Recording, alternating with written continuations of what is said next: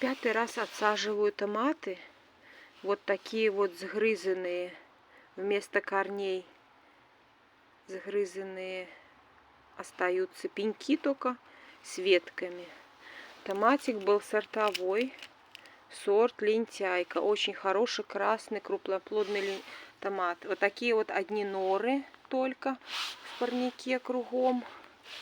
Не знаю, кто это с них вылазит. Одни все покопано, одни норы.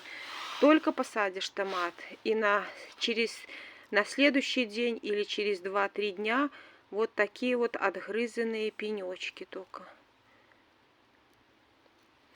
Уже несколько сортов отсаживаю, и все они им нравятся, все съедается.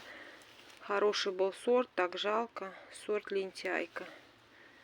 Вот такие у нас томаты. Не дожди, так мороз, не мороз, так вот эти вредители.